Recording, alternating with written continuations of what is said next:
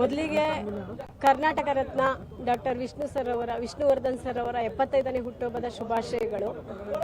ತೃಪ್ತಿ ಇದೆಯಾ ಅಂದ್ರೆ ಇರೋದ್ರಲ್ಲೇ ತೃಪ್ತಿ ಮಾಡ್ಕೋಬೇಕು ಮೇಡಮ್. ಅದೇ ಇಲ್ಲದೆ ಇರೋರಿಗೆ ಹಳೆ ಬಟ್ಟೆ ಕೊಟ್ರೆ ಮನೆಯಿಂದ ಹೋದ್ರು ಮೊಳ ಹಾಕಂಗೆ ಅನ್ನಂಗೆ ಅದೇ ಇಲ್ಲದೇನೆ ಇದ್ವಿ ನಾವು.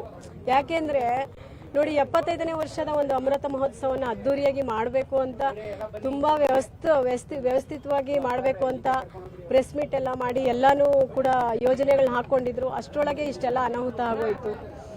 ಇಷ್ಟೆಲ್ಲ ಅನಾಹುತ ಆದ್ಮೇಲೂ ಕೂಡ ತುಂಬಾ ಬೇಡಿಕೆ ಇಟ್ಟರು. ಪುಣ್ಯಭೂಮಿಗೆ ಪೂಜೆಗೆ ಅವಕಾಶ ಕೊಡಿ ಅಂತೇಳಿ ಹೈಕೋರ್ಟ್ಗೆಲ್ಲ ಮನವಿ ಕೊಟ್ಟರು. ಪುಣ್ಯಭೂಮಿ ಜಾಗ ಬೇಕು ಅಂತ ಇದನ್ನ ಮಾಡಿದ್ರು.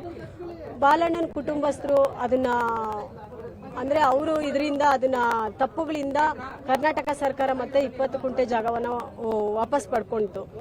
ತುಂಬಾ ಖುಷಿ ಆಯ್ತು. ಯಾವತ್ತು ಸತ್ಯಮೇವ ಜಯತೆ ಅಂತಾರಲ್ವಾ, ಹಂಗೆ ಸತ್ಯಕ್ಕೆ ಇದ್ದೇ ಇರುತ್ತೆ ಅಂತ, ತುಂಬಾ ದಿನ ಅನ್ಯಾಯ ಅನ್ನೋದು ಇರೋದಿಲ್ಲ ಅಂತ ಪಡ್ಕೊಂಡ್ಮೇಲೆ ನಾವೊಂದು ನಿರೀಕ್ಷೆಯಲ್ಲಿದ್ವಿ. ನಮಗೆ 20 ಕುಂಟೆ ಅವತ್ತು ಪೂಜೆ ಮಾಡೋಕ್ಕೆ ಅನುಮತಿ ಕೊಡ್ಬೋದು ಸರ್ಕಾರ ಅನ್ನೋ ಒಂದು ನಿರೀಕ್ಷೆಯಲ್ಲಿದ್ವಿ. ಬಟ್ ಅದು ಆಗಲಿಲ್ಲ. ತುಂಬ ಬೇಜಾರಾಯಿತು. ಮತ್ತು ನಮ್ಮ ರಾಜ್ಯಾಧ್ಯಕ್ಷರು ಎಲ್ಲ ಅಭಿಮಾನಿಗಳು ನೋವು, ಅವ್ರಿಗೂ ಕೂಡ ಅಷ್ಟೇ ನೋವಿದೆ. ಹಾಗಾಗಿ ಇದು ಏನಪ್ಪ 75ನೇ ವರ್ಷಕ್ಕೆ ನಮಗೆ ಒಂದೊಂದು ಹೂವಾದರೂ ಗೇಟಲ್ಲಿ ಇಟ್ಟೋಗಿ ಅಂತ ನಾವು ಮೊನ್ನೆ ನಮ್ಮ ಸರ್ ಲೈವ್ ಬಂದು ಹೇಳಿದಾಗ ಹಂಗಾದ್ರೂ ಮಾಡ್ಬೋದು, ಒಂದು ತೃಪ್ತಿ ಇದೆ ಅಂತ ಅಂದ್ಕೊಂಡಾಗ ಕೋರ್ಟು ಮತ್ತೆ ತಡೆಯಾಜ್ಞೆ ತಂತು. ಯಾವುದು ಬಂದು ಯಾರು ಅಲ್ಲಿ ಬರಬಾರ್ದು ಅನ್ನೋ ಒಂದು ಇದನ್ನ ಕೊಟ್ಟರು. ಹಾಗಾಗಿ ಮತ್ತೆ ನಮ್ಮ ರಾಜ್ಯಾಧ್ಯಕ್ಷರು ನಿನ್ನೆಯಿಂದ ಅಂತಲ್ಲ 3 ದಿನಗಳಿಂದನೂ ತುಂಬ ಶತಾಯ ಓಡಾಡಿ ತುಂಬ ಓಡಾಡ್ಬಿಟ್ಟು ಈ ಜಾಗವನ್ನು ಪಡ್ಕೊಂಡ್ರು. ಇದು ಸಿಕ್ಕಿದೆ ನಮ್ಮ ಪುಣ್ಯ ಅಂದ್ಕೋಬೇಕು. ಇದು ಸಿಕ್ಕಿಲ್ಲ ಅಂದಿದ್ರೆ ಮನೇಲಿ ಇರಬೇಕಿತ್ತು ಅಂದ್ಕೊಂಡು. ಯಾಕೆಂದರೆ ಒಂದು ಹೂವು ಇಡೋಕ್ಕಾಗ್ತಾ ಇಲ್ವಲ್ಲ. 75ನೇ ವರ್ಷಕ್ಕೆ ಎಷ್ಟು ನೋವಿದೆ ಅಂದರೆ 75ನೇ ವರ್ಷ ಎಷ್ಟೊಂದು ಅದ್ದೂರಿಯಾಗಿ ಮಾಡ್ತೀವಿ ಅಂದ್ಕೊಂಡಿದ್ವಿ.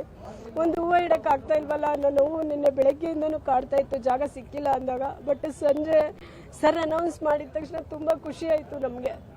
ಅದೇ ಹೇಳ್ತಾರಲ್ಲ ವಿಷ್ಣು ಸರು ತುಂಬ ಕಷ್ಟ ಕೊಡ್ತಾರಂತೆ ಒಳ್ಳೆಯವ್ರಿಗೆ, ಆಮೇಲೆ ಲಾಸ್ಟಿಗೆ ಕೈ ಹಿಡಿತಾರೆ. ಅದೇ ಒಂದು ನಿರೀಕ್ಷೆಯಲ್ಲಿದ್ದೀವಿ.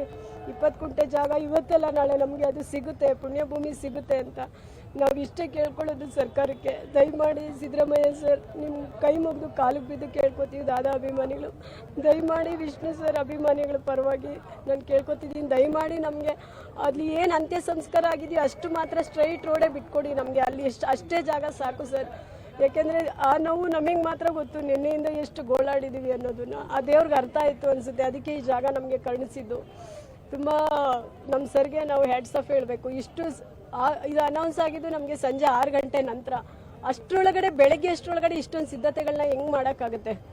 ಏನೇ ಆದ್ರೂ ಕೂಡ ರಾತ್ರಿ ಹಗಲು ಅಂದೆ ನಮ್ಮ ವಿಷ್ಣು ಸೇನಾ ಸಮಿತಿ ತಂಡ ಫುಲ್ಲು ರಾತ್ರಿ ಎಲ್ಲ ಶ್ರಮಿಸಿದ್ದಾರೆ. ಯಾರೂ ನಿದ್ದೆ ಮಾಡಿಲ್ಲ. ಎಲ್ಲರೂ ತುಂಬ ಹೋರಾಡಿ ಇಷ್ಟಕ್ಕೆ ಅವಕಾಶ ಮಾಡಿಕೊಟ್ಟಿದ್ದಾರೆ. ನಾನು ನಮ್ಮ ಸರ್ಗೆ ಧನ್ಯವಾದ ಹೇಳ್ತೀನಿ. ಹಾಗೆ ಕರ್ನಾಟಕ ಸರ್ಕಾರಕ್ಕೆ ಇದನ್ನು ಮನವಿ ಮಾಡ್ಕೋತಾ ಇದ್ದೀನಿ.